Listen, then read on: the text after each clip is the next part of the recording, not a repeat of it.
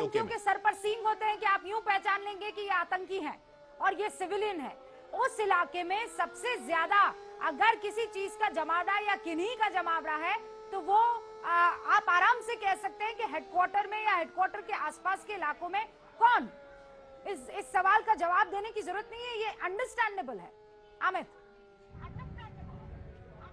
जी बिल्कुल, देखिए 9 टारगेट जिसमें से निशाना बनाया गया, उसमें से जो आतंकी कैंप की संख्या कितनी थी, उसकी संख्या थी 20 से 25 या यूं कहें 30 भी हो सकती है। और ये पूरा जम्मू से उत्तर कश्मीर तक ये पूरी लाइन यहाँ पर स्ट्रेच की खबर ये आ रही है कि पीएम अपने आवाज से पूरा ऑपरेशन देख रहे थे। एनएसए डोभाल उनको जानकारी दे रहे थे पूरे ऑपरेशन की। पूरा ऑपरेशन पीएम अपने आवाज से देख रहे थे और वहां से पूरी जानकारी ले रहे थे। पूरी जानकारी उनको एनएसए अजीत डोभाल दे रहे थे। आपको याद होगा पीएम ने आकर घोषणा कर दी थी सीसीएस की बैठक के बाद कि सेना को, और उसके बाद फिर सेना के चीफ्स के साथ जब मीटिंग हुई थी कि सेना को पूरा फ्री हैंड दे दिया गया है। सेना डिसाइड करेगी कि कैसे कब कहां हमला करना है। तो सेना ने डिसाइड किया कैसे कब कहां हमला किया गया। पीएम मोदी पूरा ऑपरेशन देख रहे थे अपने आवाज से, यही खबर आ रही है। इसका मतलब यह है कि प्रधानमंत्री नरेंद्र मोदी ने दिन के अपने सारे कार्यक्रम को निपटाया। उनके कार्यक्रम रात तक थे और उसके बाद बकायदा एक बैठक हुई होगी और मुझे लगता है ये गुप्त बैठक हुई होगी। एनएसए अजीत डोभाल ने प्रधानमंत्री नरेंद्र मोदी को सूचित किया होगा कि सेना अब पूरी तरह से तैयार है और ये तैयारी इसलिए भी है क्योंकि वहां से आतंकियों को शिफ्ट किया जा रहा है और इसीलिए अभी इस ऑपरेशन को अंजाम देना जरूरी भी हो जाता है और बेहतर रहेगा और तब जाकर इस ऑपरेशन को अंजाम दिया गया होगा। प्रधानमंत्री नरेंद्र मोदी उस वक्त यानी जब 1:30 के आसपास ये ऑपरेशन सिंदूर की जानकारी हमें मिली थी, उस वक्त प्रधानमंत्री नरेंद्र मोदी अपने आवास पर पल पल की जानकारी ले रहे थे और उन्हें इन तमाम मूवमेंट्स के बारे में, इन तमाम स्ट्राइक्स के बारे में एनएसए अजीत डोभाल सूचित कर रहे थे। यानी तैयारी पूरी थी, पुख्ता थी, नाप तोल कर मेजर्ड तरीके से इस ऑपरेशन को अंजाम दिया गया और सब कुछ मॉनिटर किया जा रहा था प्रधानमंत्री द्वारा उनके आवाज पर। यतेंद्र हमारे साथ जुड़ चुके हैं, उनका रुख करते हैं। यतेंद्र,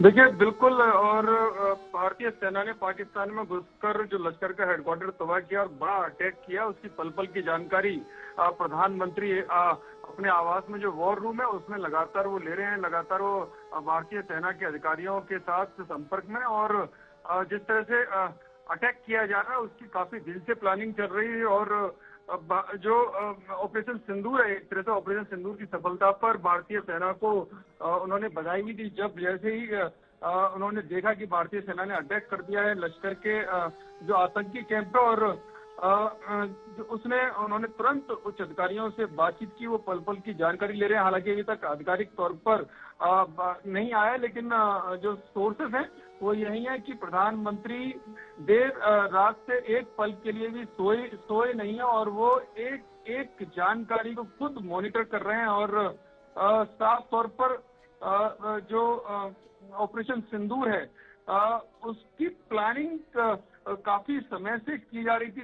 तीनों सेनाओं के जो अंग हैं उनको उन्होंने खुली छूट किसी भी कार्रवाई को करने को लेकर दे दी थी और जो कार्रवाई करने के बाद तुरंत विदेश मंत्री के द्वारा जो अमेरिकी जो राजनयिक हैं उनको इस कार्रवाई के बारे में बताया गया और करीब 9 से 10 आतंकी ठिकानों पर ये स्ट्राइक की गई और पाकिस्तान के अंदर घुसकर पूरे लश्कर के हेडक्वार्टर को तबाह किया गया है। लेकिन सबसे बड़ी बात यह है कि खुद प्रधानमंत्री पल पल की जानकारी अपने आवाज से, जो वॉर रूम बनाया गया है उस अपने आवाज से वहां पर ले रहे हैं। जी, हर स्ट्राइक पर पैनी नजर प्रधानमंत्री रखे हुए थे। प्रधानमंत्री नरेंद्र मोदी अपने आवाज से ऑपरेशन की हर डिटेल और मॉनिटरिंग कर रहे थे और इस पल पल की जानकारी को एनएसए अजीत डोभाल पीएम तक पहुंचा रहे थे।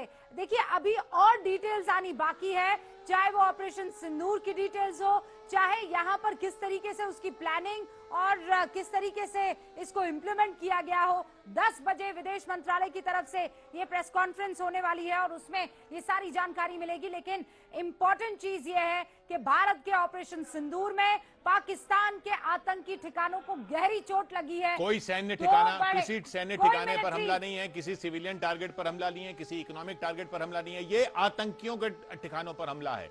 ये मुरीदकी में लश्कर के हेडक्वार्टर पर हमला है। ये बहावलपुर में जैश के हेडक्वार्टर पर हमला है। ये मुजफ्फराबाद में, कोटली में उनके कैंपों पर हमला है। 9 जगह पर हमले किए गए हैं भारत की तरफ से। पाकिस्तान की तरफ से अब वहां से जवाब ये आ रहा है कि हाँ हम बदला लेंगे वगैरह वगैरह, लेकिन अभी हमें भारतीय सेना की तरफ से आधिकारिक इसमें जो क्या कहा जाता है उसका इंतजार है।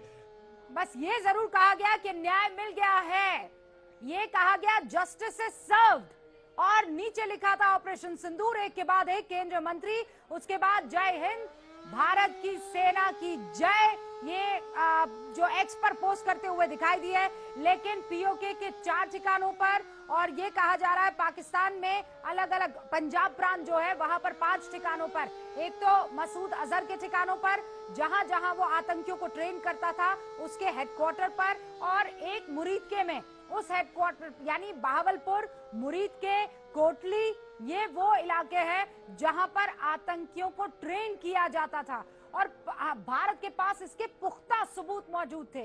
ये सारे सबूत पहले इंटरनेशनल कम्युनिटी में जितने भी जिन्हें कहते हैं माने रखने वाले मुल्क हैं उनके तमाम मुखियाओं को, उनके प्रेसिडेंट्स को और प्राइम मिनिस्टर्स को, उनके रक्षा मंत्रियों को, विदेश मंत्रियों को बकायदा सूचित किया जाता रहा। उनसे हर दिन हर एक डिटेल भले ही नहीं लेकिन जो इंपॉर्टेंट पॉइंट्स थे वो शेयर किए जाते रहे और उसके बाद जाकर ये अटैक किया गया है। ये पाकिस्तान के सिविलियंस पर नहीं, ये पाकिस्तान में पल रहे आतंकी आकाओं पर और आतंकियों पर अटैक है जिसका नाम है ऑपरेशन सिंदूर। तो तीनों सेनाएं इस ऑपरेशन सिंदूर में शामिल थी, ये खबरें आ रही हैं। तीनों सेनाएं यानी वायुसेना, थल सेना और नौसेना ने अरब सागर में अपने युद्धपोत और जो अपनी बोट्स हैं वो एक्टिव की हैं। जो अरब सागर से किस तरीके से इस हमले में शामिल हुई है नौसेना, वो डिटेल्स हमें इंतजार करना होगा जब सेना उसकी जानकारी देगी। लेकिन वायुसेना के जेट्स के जरिए मिसाइल हमले हुए हैं ये दिख रहा है, और भारतीय थल सेना की तरफ से भी इसमें वो भी शामिल हुई है ये दिख रहा है, क्योंकि ये हमले जो